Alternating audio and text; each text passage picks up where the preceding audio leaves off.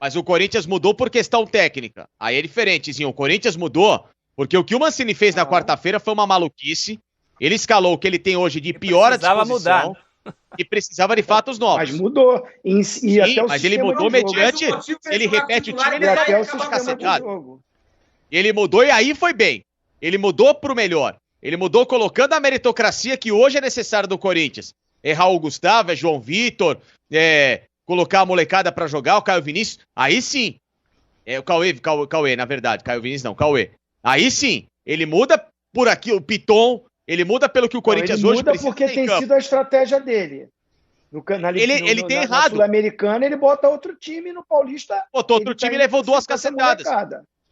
Ele levou 2 cacetadas. Não, então ele não mudou por técnica. Ele mudou por estratégia dele. Ele tem feito isso. Mas afundou o Corinthians.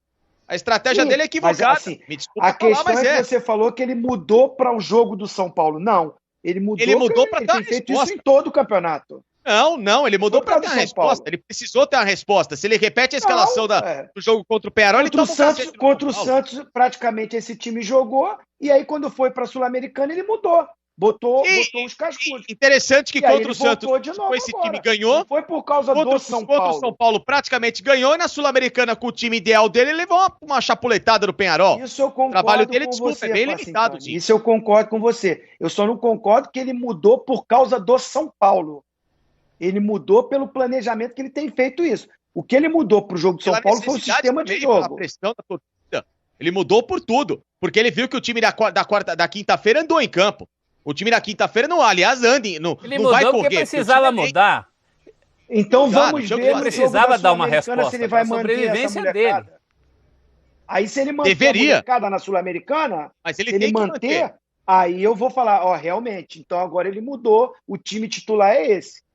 A princípio, o que me mostra é que ele mescla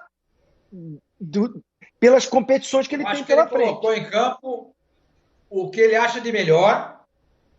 Errou ao não colocar de cara o Mosquito, para colocar o Otero. E ele sabia muito bem que se ele perdesse o jogo ontem para o São Paulo, e esse tabu caísse, e o São Paulo ia para as redes sociais, zoando o Corinthians, ele ia ser demitido. Eu não acho que ele poupou ninguém, não. Ontem foi modo sobrevivência. Foi modo sobrevivência. Que era o melhor para esse jogo. Para ganhar o jogo. Modo sobrevivência ontem. Ele devia uma resposta. Ele escalou 3 zagueiros. O Corinthians não jogava com 3 zagueiros há 11 anos. Desde 2010. O jogo do Ronaldo Fenômeno, que o nosso Sálvio anulou 2 gols legítimos do Ronaldo contra o Guarani em Campinas. Desde aquele jogo que foi 0-0, o Carille estava ali antes do Tite assumir, o Carille, numa questão de emergência, escalou 3 zagueiros. O Corinthians não jogava com os 3 zagueiros há 11 anos. Ele devia uma resposta. E eu acho ontem ele foi bem. Eu não daria uma nota menos de 7 pro Mancini ontem. Ele escalou o time que podia escalar, com a novidade que podia apresentar.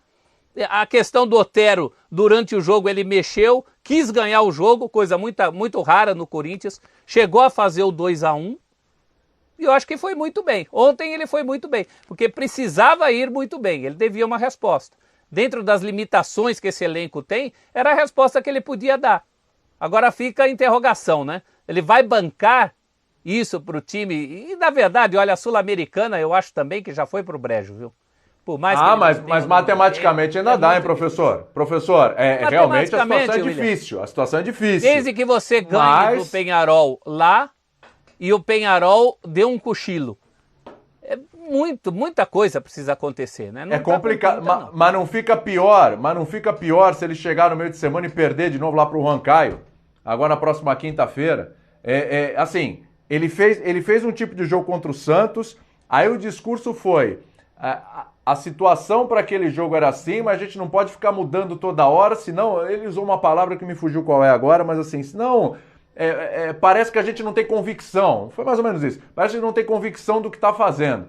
Só que agora ele mexeu. Ele mexeu de novo. Você falou, uma questão de sobrevivência. Só que assim, sobrevivência é jogo a jogo. Ele não está falando de planejamento. Está falando de sobrevivência, é jogo a jogo.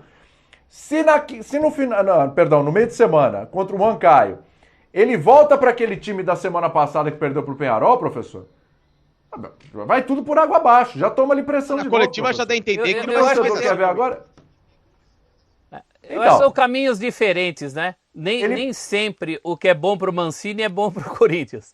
Ontem, por exemplo, foi muito melhor para o Mancini mexer no time. A sobrevivência do Mancini está na frente da sobrevivência do próprio Corinthians. Inclusive porque ontem era Campeonato Paulista, em termos de Campeonato Paulista, como o Cássio falou depois, não tem problema nenhum de resultado. Tem problema de jogo, de proposta, de apresentar mudança. Isso ele começou a esboçar ontem. Eu espero que ele continue, como diz o Facincani, tem que jogar quem está querendo. Quem está querendo mais, quem está com mais fome, quem está apresentando soluções para o time. Vamos fazer o seguinte, antes de continuar a discussão, vamos ouvir o Mancini, né? Estamos falando dele, vamos ouvir o homem. O time de hoje foi altamente competitivo, foi agressivo, marcou bem, bobeou no primeiro gol do São Paulo, naquela bola onde o Miranda apareceu sozinho, bobeou em um ou outro lance que felizmente acabou não resultando em gol, mas teve muita coisa boa. Teve muitos méritos, melhorou demais na segunda etapa, pressionou, o São Paulo chegou muito pouco ao nosso gol. Então são coisas que acabam, são fatos que acabam, de certa forma, fazendo com que essa equipe tenha grande possibilidade de ser mantida. Futebol na ESPN é um oferecimento de Claro, Ford, Ipiranga e Sportingbet.tv. Olha só, essa história dos 3 zagueiros, vocês começaram a falar aí, ó. Corinthians tem 501 jogos cadastrados no ESPN True Media, né, que é a nossa base de dados aqui para análise, números e tudo. Esse é o primeiro do time com 3 zagueiros. Em 501 jogos cadastrados é a primeira vez que a gente computa o Corinthians com 3 zagueiros. O Wagner Mancini, ele tem 242 jogos aí na nossa base de dados. E só 9 deles com 3 zagueiros, ou seja, 3,7% do total. O último jogo do Mancini com esse esquema tinha sido pelo São Paulo no Paulista de 2019 contra a Ferroviária, tá? Então assim, não é uma característica do Corinthians, não é uma característica do Mancini, né? E foi utilizado, tá? A situação é a seguinte, Ozinho, o Mancini, ele achou um esquema que o senhor falou, opa, parece que tem alguma coisa aí, virou a página, né? Deu um novo capítulo aí, tem alguma coisa promissora aí? Ou realmente foi coisa de momento, foi de sobrevivência, foi a questão ali de inventar alguma coisa para poder não perder o jogo? Eu acho que começa assim, porque eu lembro muito bem antes do jogo, nos debates, e eu assisti vários programas, a maioria o criticava por começar o jogo com 3 zagueiros sem ter treinado. Ele fez um treinamento, ou no máximo 2, para ir para o clássico com 3 zagueiros. Então o futebol, a gente sabe que assim, eu sou Mani, desespero, né, Zinho? O Sormani está há mais tempo do que eu, né? Até pela idade, mas eu comecei com 11 anos. Bem mais. Não, mas eu comecei a jogar com 11 anos. Eu não sei não, hein? Eu não sei não, porque eu estou falando de dentro do esporte. Porque eu comecei com 11 anos de idade, eu tenho 53, né? Então são 42 anos, claro, como uma criança. Exatamente o mesmo tempo de trabalho que eu tenho de carreira. Só que você trabalhando, analisando, e eu me formando, né? Uma criança me formando, me projetando até chegar ao profissional. Mas, desde que eu me entendo, é o seguinte, o futebol é essa loucura, é o resultado. Hoje a gente está falando aqui de uma estratégia que deu certo. Deu certo, se não ganhou o jogo. Mas para o que o Corinthians estava fazendo, o que estava acontecendo, acabou sendo o saldo muito positivo para o Mancini. Mas você imagina que se não ganha o jogo, se perde o jogo. Esse cara também quer inventar, bota 3 zagueiros, nem treinou, não treinou com 3 zagueiros, não fez isso. Há quantos anos que ele não faz isso, que ele não joga assim? Pô, logo num clássico, perde o jogo, manda embora. Pressão, cobrança, muro pichado. Vai lá na porta. Seria isso. 3 zagueiros para tomar um gol de zagueiro? Hoje a gente está aqui falando assim, olha, será que ele encontrou? Eu acho que assim, ele, numa tentativa, mérito dele, ousadia, sem treinar muito esse time com 3 zagueiros, ele vai, e para mim o que deu certo é que ele libera 2 jogadores pelo lado ofensivos, Fagner e o Piton. Tanto é que os gols saem com jogadas deles. É um lateral aí, mas é o Piton que dá o passe para o nosso meio aí, o Luan, que faz um golaço, para mim o gol da rodada, e a outra jogada é do Fagner lá pela direita. Então, assim, ele encontra uma solução para um lado do campo nesse jogo. Agora, eu gostei foi do final, eu não tinha ouvido a entrevista dele. Ainda bem que o Facincani lembrou bem. Ele termina a entrevista e falando, de repente eu vou manter esse time. Eu espero que ele faça isso. Se ele encontra e tem convicção disso, que ele mantenha então. E dê uma sequência e vamos ver essa evolução. Mas assim, foi muito para o jogo, para o momento, para o desespero dele e para o cargo dele que estava em jogo. O futebol, infelizmente, faz com que o treinador faça essas coisas, porque ele é muito cobrado. Então, eu acho que foi mais isso. Agora, tomara que ele mantenha agora, porque do desespero encontra-se uma solução. Quem sabe se ele encontrou?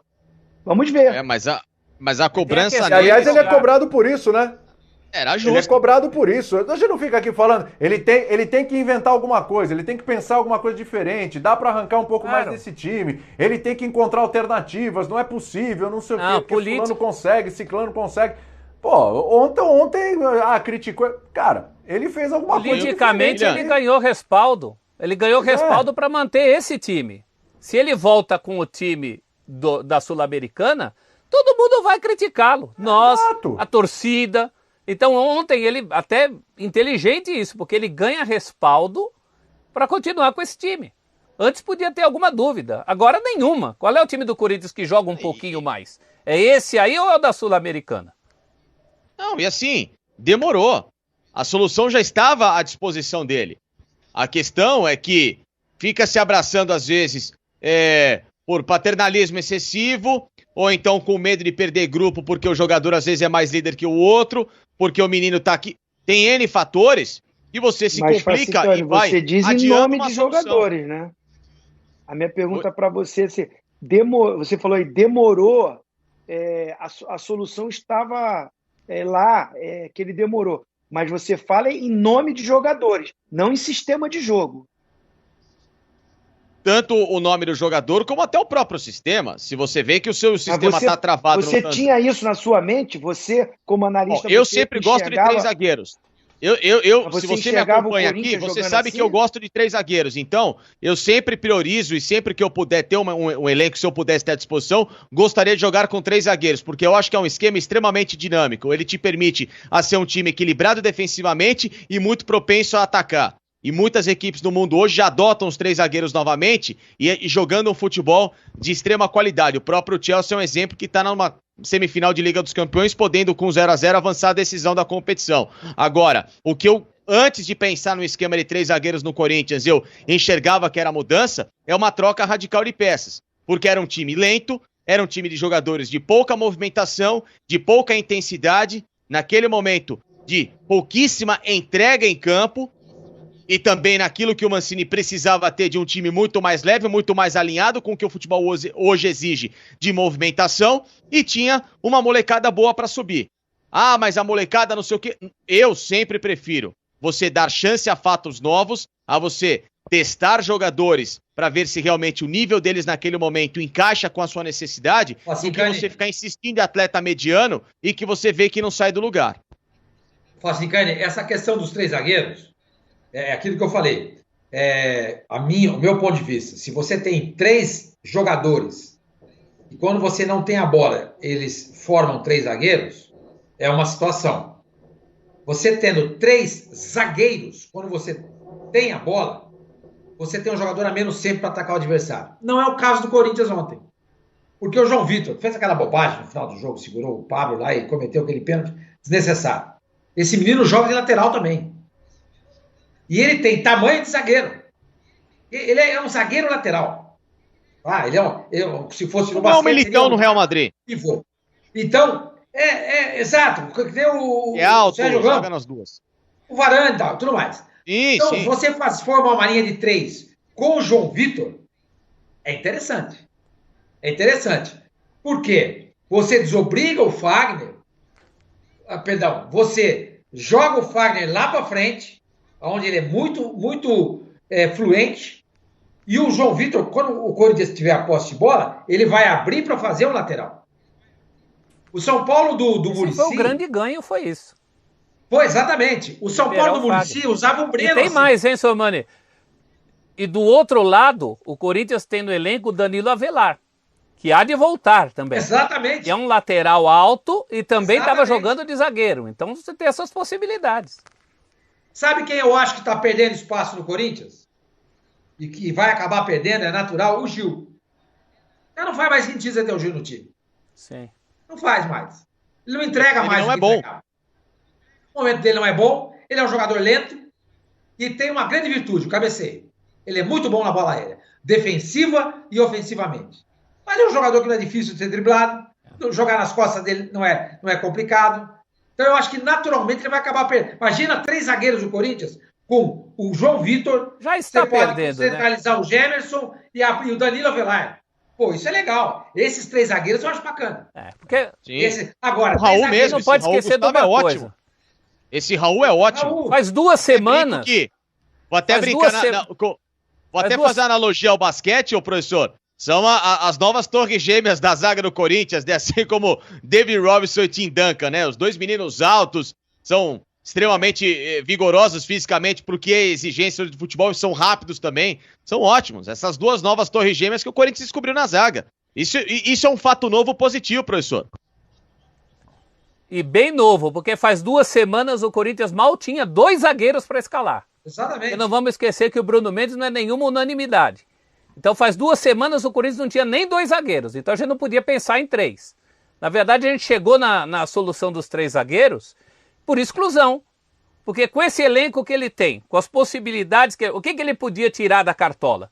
Os 3 zagueiros. A gente falou isso a semana inteira aqui, com a ressalva, claro, é verdade, isso aí tem que ser treinado. Ele ganhou na loteria ontem, porque além de usar 3 zagueiros, usou 3 zagueiros que nunca jogaram juntos.